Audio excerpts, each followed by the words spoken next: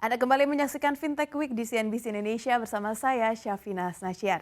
Dan untuk membahas transaksi digital masa depan, di ekonomi Indonesia sudah ada Chirag Kirpalani, COO dan co-founder dari Ayo Connect bergabung bersama kita saat ini. Halo, selamat siang, Pak Selamat Chirag. siang, terima kasih Mbak Syafina. Oke, Pak, ini boleh diceritakan dong bagaimana proses evolusi pembayaran di Indonesia hingga akhirnya berada di tahap direct debit? Sure. Kalau kita lihat dari pasar kan, basically customer harus inisiasi pembayaran. Basically mungkin perusahaan mengirim reminder ini tagihan kalian, tagihannya sudah muncul, atau harus melakukan transaksi. Tapi customer harus inisiasi, apakah saya mau bayar atau nggak mau bayar, itu terserah customer. Dengan adanya direct debit ini mengganti perspektif atau shifting dari segi perusahaan memiliki kapabilitas untuk melakukan direct debit dari rekening nasabah dengan of course consent. Jadi yang tadinya customer initiated transaction pindah kepada perusahaan atau merchant initiated transaction. Ini dengan adanya revolusi ini mungkin ini karena adanya open banking dari API-API yang diberikan oleh bank yang sebelumnya belum ada. Ini open banking adalah inisiatif yang mungkin baru-baru ini API-API bank, beberapa bank membuka API mereka untuk melakukan innovation yang seperti direct debit. Oke, kita perjelas ya, berarti ini direct debit itu dalam bentuk seperti misalkan saya ingin membayarkan asuransi, tapi saya tidak perlu lagi untuk mentransfer, tapi setiap bulannya di tanggal tertentu akan tertarik dengan sendirinya. Bisa, yes. Dengan direct debit itu perusahaan asuransi bisa melakukan otomatis pool of funds dari rekening nasabah.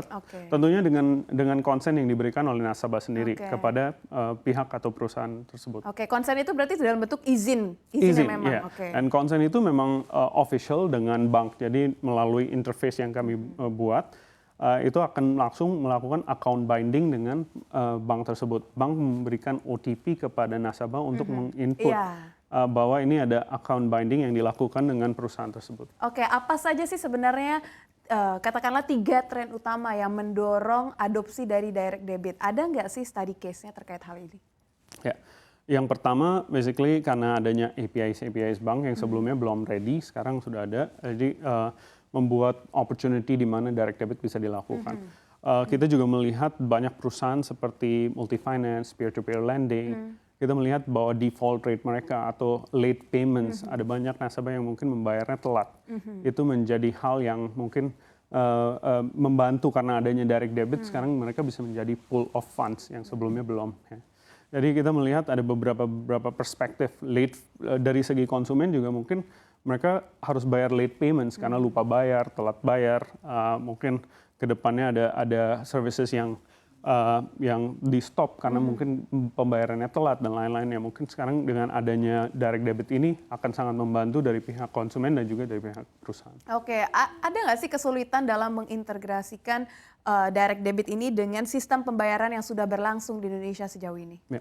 Mungkin sekarang kan kita kan melihat dari segi Ayo Connect mungkin kita membantu dari perspektif recurring payments. Recurring payments sendiri cukup besar di Indonesia. Semua dari segi perusahaan utility, jasa pembayaran tagihan, services seperti peer-to-peer lending, asuransi, multi-finance, semuanya melakukan recurring deduction.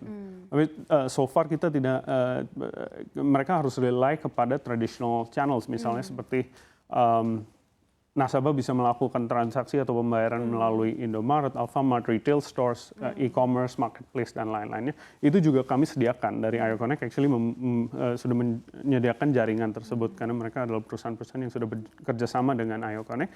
Tapi ini dengan ada terobosan baru, mungkin perusahaan bisa melakukan direct access ke rekening nasabah dengan konsen yang diberikan tadi. Oke, kalau misalkan kita berbicara tentang direct debit ini Pak, Ya. mungkin konsep ini terhitung baru dan tidak begitu familiar di tengah masyarakat Indonesia. Ada nggak sih regulasi ataupun regulator yang sudah mengatur terkait konsep ini, Pak? Ya, saya berterima kasih kepada Bank Indonesia karena baru-baru ini juga mereka melaunch Snap ya. Snap API adalah standar yang memberikan output API seperti apa. Dan dengan adanya output tersebut, actually membantu dari segi semua bank mengikuti standar tersebut, standar yang sudah diatur dari segi keamanan, dari segi konsen, dari segi seperti apa untuk linkingnya, dan itu inisiatif yang sangat bagus. Dari perspektif IO Connect ini kami membantu merangkul semua APIs-nya dari beberapa bank menjadi satu API. Jadi perusahaan tinggal hanya mengintegrasi dengan IO Connect sekali doang, dan itu otomatis mengakses beberapa bank. Fase 1 kita membawa 7 bank. Fase berikutnya kita akan membawa beberapa bank yang lainnya juga. Oke, ini mungkin juga jadi pertanyaan pemirsa di rumah ya. Dari tadi Dana dan juga IO Connect juga menyinggung terkait Snap. Sebenarnya apa ini Snap nih? Ya, Snap is actually a regulation yang sangat membantu dari segi output API. API adalah basically gimana dua sistem bisa saling ngobrol dengan Bisa saling link dan bisa saling ngobrol.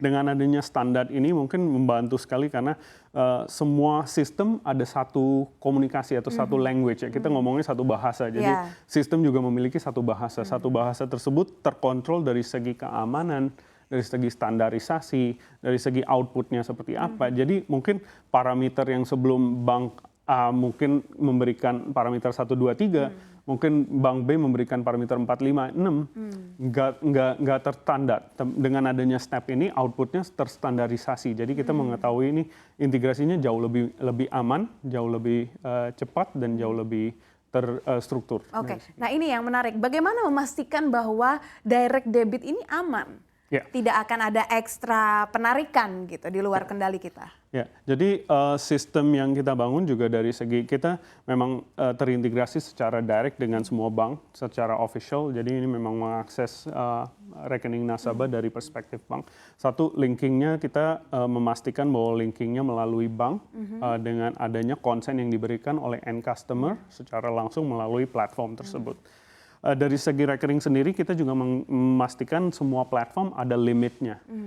Per nasabah berapa nih limitnya, average basket size yang kita bilang berapa rata-rata tagihan yang mungkin mau dideduct seperti apa amount-nya. Kita memastikan dalam perspektif itu kita melihat keamanan dari segi sistem dan memastikan merchant-nya juga tidak melakukan transaksi yang off limit, nasabahnya juga melakukan transaksi di atau merchant-nya melakukan transaksi di jam-jam yang tertentu, mungkin nggak public holidays dan lain-lainnya yang off hours. Jadi ada sistem-sistem yang di belakang yang mungkin membantu. IO Connect juga biasanya kita adalah perusahaan yang adalah infrastruktur teknologi di mana kita membantu fintech yang di depan. Kita biasanya di belakang layar, tapi hari ini kita di depan layar dengan Mbak Syafina di itu. Oke. Tapi jika kita berbicara mundur lagi jauh gitu ya terkait IO Connect. Sebenarnya awal IO Connect ini hadir untuk menawarkan apa? Karena ini kan direct debit mungkin inovasi terbarunya yang ditawarkan oleh IO Connect. Tapi sebelumnya ini apa yang ingin ditawarkan oleh IO Connect? Kita adalah infrastruktur yang dimana kita membantu fintech untuk melakukan go to market jauh lebih cepatnya dari segi APIs. Kita membawa integrasi APIs menjadi satu API dari segi fokus kita di financial services, payments API. Banking API, verification API. Jadi tiga APIs tersebut kita menjadi fokus area kami. So far kita dalam 6 tahun, kita fokusnya di dalam payments API. Banking API adalah terobosan baru karena APIs dari bank sendiri baru ready. Dengan adanya Snap ini juga membantu banget untuk mengakses go to market. Sekarang ini fokus ke depannya untuk IO Connect adalah lebih membawa banking APIs. Direct debit adalah fokus untuk quarter ini, dan juga quarter ke depan kita ada beberapa yang namanya embedded finance yang membantu platform-platform untuk menjadi bisa memberikan semua financial services melalui platform tersebut. Oke. Lantas berapa besar nih Pak potensi perputaran payment collection sekarang di Indonesia? Kalau kita melihat dari perspektif IO Connect sendiri, kita dari research kami kita melihat at least ada per bulannya sekitar hampir 450 miliar perputaran dari segi recurring payments. Recurring payments sendiri mungkin dari yang kayak tadi, dari peer-to-peer lending, dari pihak asuransi, dari pihak multi finance, itu per bulannya. Dan ini menurut saya bakal growing dengan adanya direct debit. Pasti adalah direct debit juga mungkin perusahaan-perusahaan tersebut rely-nya ke kartu kredit sebelumnya, tapi kartu kredit juga penetrasinya cukup rendah di Indonesia. Jadi kita melihat dengan adanya direct debit ini akan sangat membantu. Oke, kita akan berbicara lebih lanjut lagi terkait growth ke depannya. Pasti. Namun sesaat lagi pemirsa, kita akan lanjutkan kembali usai jeda, tetaplah di Tech Week CNBC Indonesia.